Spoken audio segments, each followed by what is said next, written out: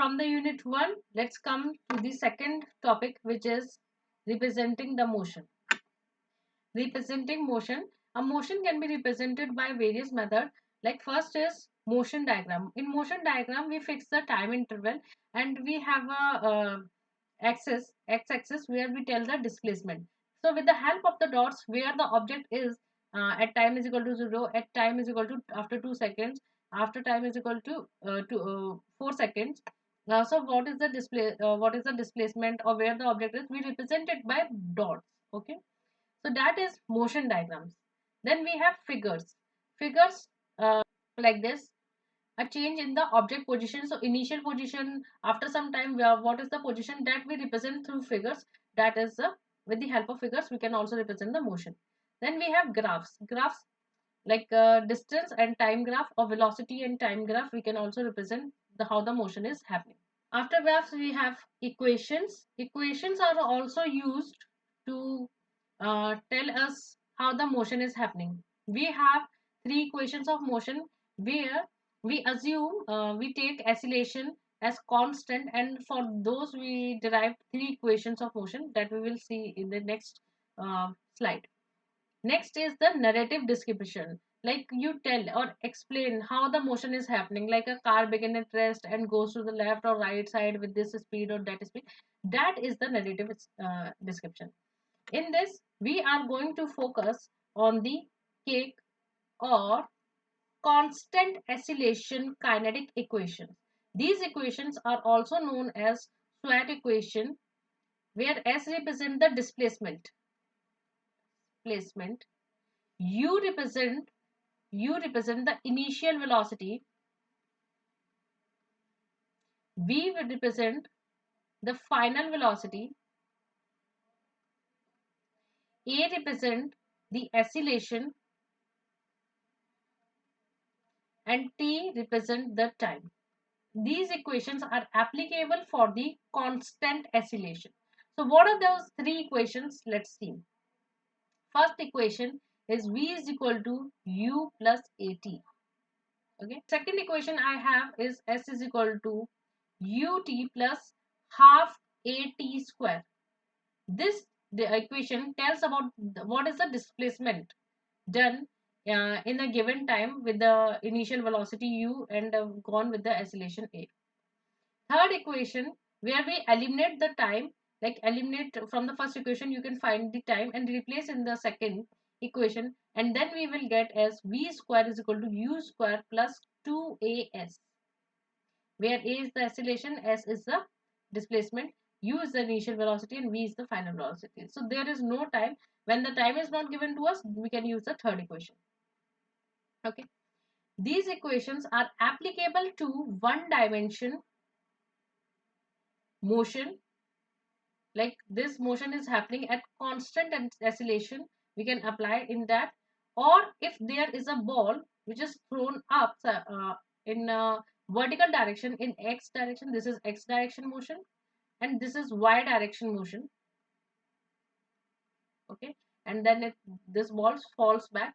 So in this x or y, we can apply these equations. Okay, let's solve some of the numericals now.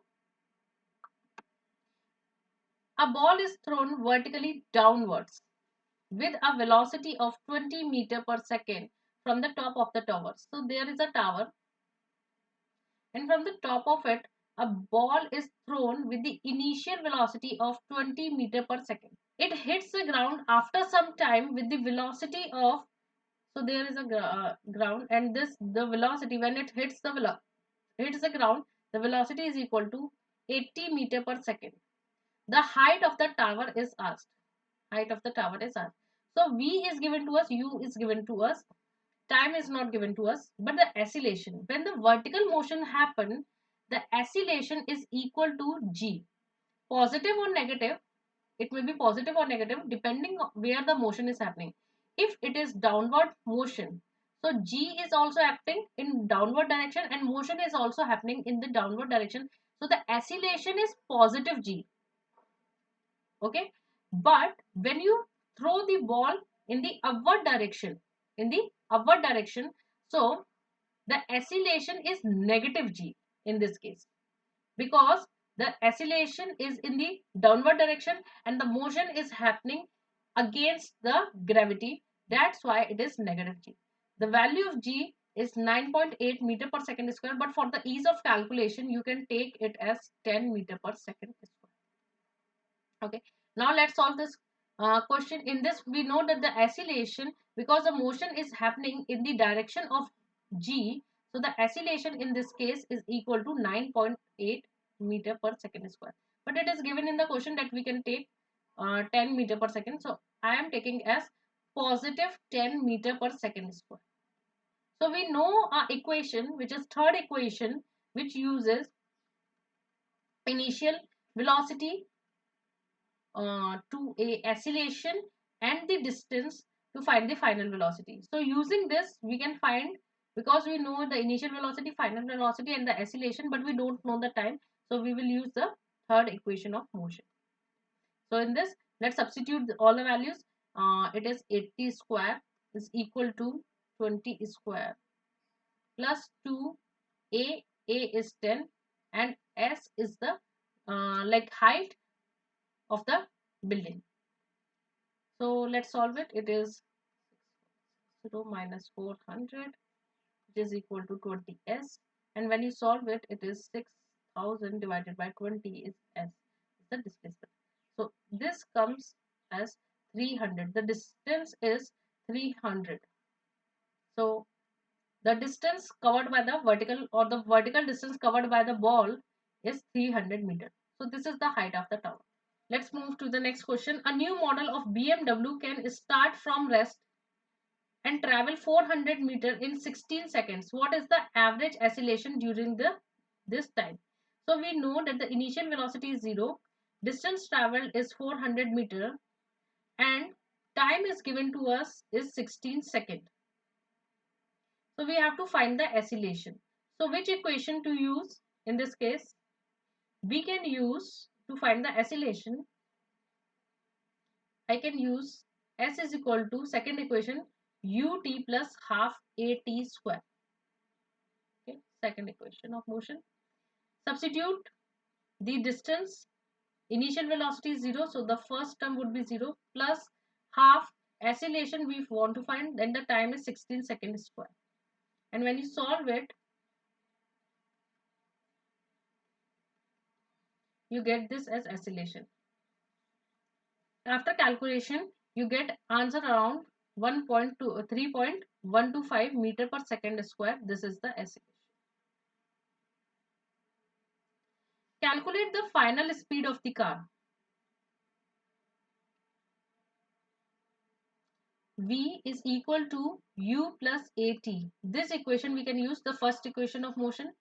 So final speed is equal to u0 and the acceleration is 3.125 and time is equal to 16 seconds. So it is accelerated for 16 seconds.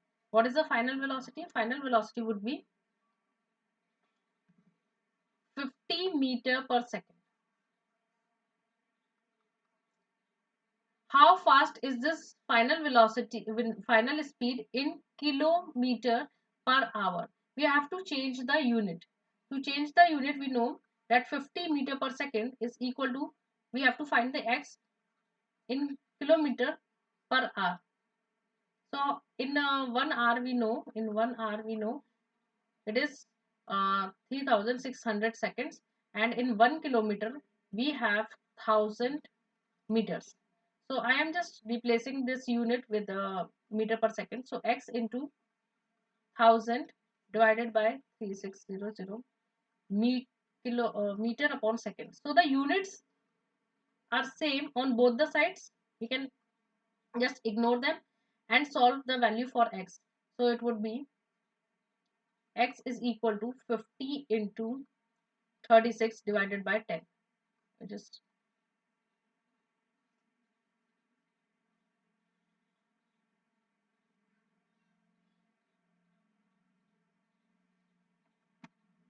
I am solving it to the other side. So now we can solve. Now we can solve for x. X is equal to 50 into 36 divided by 10. So it got cancelled. 36 into 5, which is 180 kilometer per hour,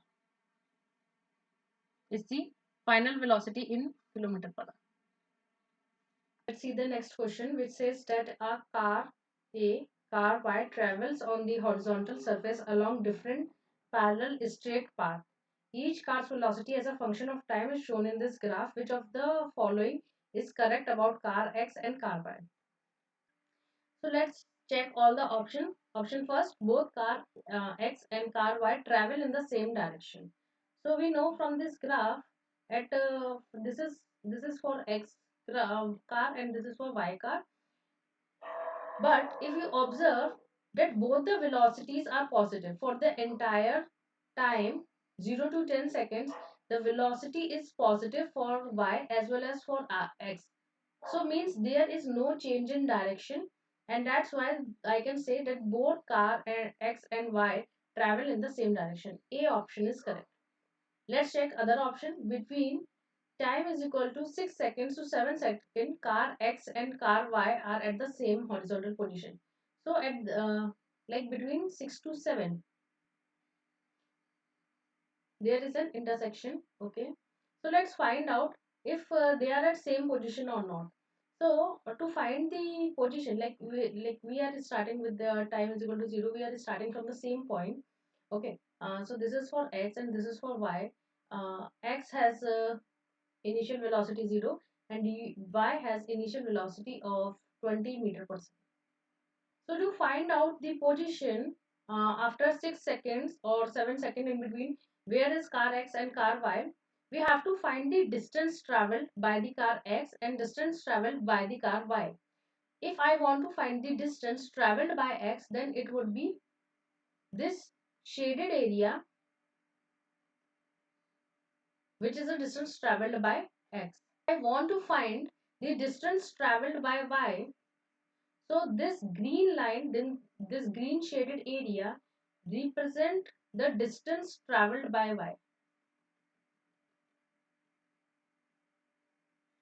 So which is greater than distance traveled by X. So distance traveled by Y is greater than the area. So the distance traveled by X is less and distance traveled by Y is greater. So they are not at the same level. So B is incorrect. Next option, the change in car X speed per unit time increases as the time increases, and the change in car Y's speed per unit of time decreases as the time increases. So as the time is increasing, the change in speed is increasing for X and it is decreasing for Y. As it is clear from the graph, when the time is increasing, the speed for the X is increasing because it is at 0 it is 0 and after 10 seconds it is 10 meter per second. So basically speed is increasing with for X, and for Y the speed is decreasing as the time is increasing. So C is also a correct option. Now let's check another option. The magnitude of the acceleration of car X is same as magnitude of the acceleration of car Y. So to find the acceleration is equal to change in velocity upon change in time, which is equal to the slope. So we have to find the slope for X and Y. Let's find out. Slope for X, it is equal to the change in the speed. So final speed is 10 minus 0 and the time is 10 minus 0. It is equal to 1 meter per second square. This is the acceleration for X, and let's find out the acceleration for Y, or it is deceleration but it is asking about the magnitude. So slope would be negative, but we are interested only in the magnitude. So slope it is 20. The change in velocity is 20 minus 0 divided by 0 minus 10. So the slope is negative. Negative is because it is decelerating, but the magnitude is different. So the acceleration for X and Y is different. So D is the incorrect. If you have any doubt regarding the video And if you want to contact me, you can mail me on fostra.physics@gmail.com, or you can scan this WhatsApp scanner and message me